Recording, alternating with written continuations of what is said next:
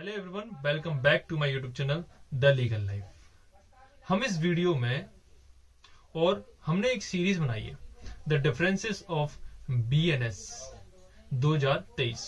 तो हम वीडियो के माध्यम से और इस यूट्यूब चैनल में इस प्लेलिस्ट के माध्यम से हम ये देख रहे हैं कि बीएनएस में कुछ ऐसे भी प्रोविजन है जिसमें मुझसे लॉ स्टूडेंट कई सारे स्टूडेंट्स ने पूछा है कि इन दोनों के बीच क्या डिफरेंस है, इन दोनों के बीच क्या डिफरेंस है। तो इन सभी डिफरेंसेस को मैं एक ही प्लेलिस्ट में जहां ऐड कर दूंगा, जिससे आप किसी भी स्टेट की तैयारी कर रहे हैं या फिर किसी पार्टिकुलर स्टेट की तैयारी कर रहे हैं जुडिशरी के लिए, तो ये आपको बहुत बेनिफिशियल होगा।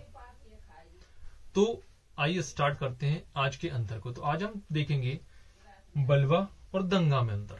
तो बलवा में और दंगा में क्या अंतर है, राइटिंग और एफरे।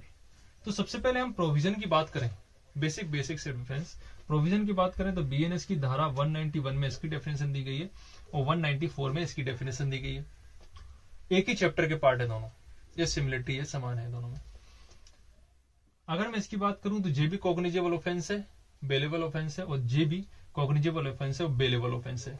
इसमें पनिशमेंट मिलती है 1 महीने की और इसमें पनिशमेंट मिलती है 2 साल की। तो आइए हम इसके अंतर, इसकी लीगल लैंग्वेज में, इसके बेरेट में क्या लैंग्वेज दी है, उसके आधार पर थोड़ा सा अंतर देखने की कोशिश करते हैं, समझने की कोशिश करते हैं। तो सबसे पहले इसमें लिखा है कि जब कभी विधि विरुद्ध जमाव द्वारा, तो विधि विरुद्ध जमाव को 189 में डिफाइन किया गया है इस एक्ट में। विधि विरुद्ध जमाव द्वारा या उसके किसी सदस्य द्वारा, क्योंकि विधि विरुद्ध जमाव में कितने सदस्य होते हैं, 5 या 5 से अधिक सदस्य हो सकते हैं, उसे आप विधि विरुद्ध जमाव कहेंगे।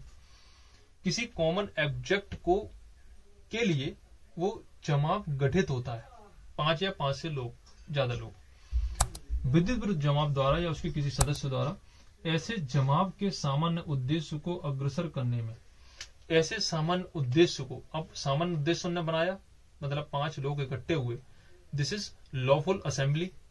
लेकिन जब वही लॉफुल असेंबली क्या करती है, जमाव के कॉमन ऑब्जेक्ट, वो कॉमन ऑब्जेक्ट सामान्य उद्देश्य को अग्रसर करने में, उसको आगे बढ़ाने में बल या हिंसा का प्रयोग किया जाता है। बल या हिंसा का प्रयोग किया जाता है। बल को डिफाइन किया गया 128 इस एक्ट के अंदर। तो 128 में क्या लिखा है बल के बारे में? बल का मतलब होता है किसी व्यक्ति को, जैसे मान लो उस व्यक्ति में गति परिवर्तन या गतिहीनता कारित कर देना।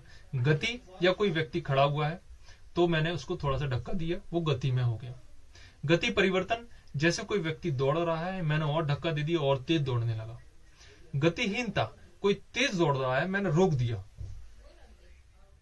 तो गति परिवर्तन, गतिहीनता कारित कर देता है, that is called force. Force को बताया गया 128 में, इसको डिफाइन किया गया है। या हिंसा, तो हिंसा को डिफाइन नहीं किया गया। हिंसा लड़ाई झगड़े करना जाता है, तब जमाव का प्रत्येक सदस्य बलवा करने का दोषी है और उसको पनिशमेंट दी जाएगी 2 साल की। और ये जो ऑफेंस है वो प्लेस, पब्लिक पे भी हो सकता है और एक प्राइवेट स्थान पे भी हो सकता है। इसकी मैं बात करूं, इसमें दिया गया है कि जैसे 2 या अधिक व्यक्ति लोक स्थान में लड़कर लोक प्रशांति में विघ्न डालते हैं। तो लोक प्रशांति में मतलब इसके लिए प्लेस क्या होगा, केवल पब्लिक प्लेस पर हो सकता है ये वाला ऑफेंस। और इसमें जो व्यक्ति होंगे वो 2 या अधिक व्यक्ति होंगे, लोक स्थान में लड़कर लोक प्रशांति को भंग करते हैं।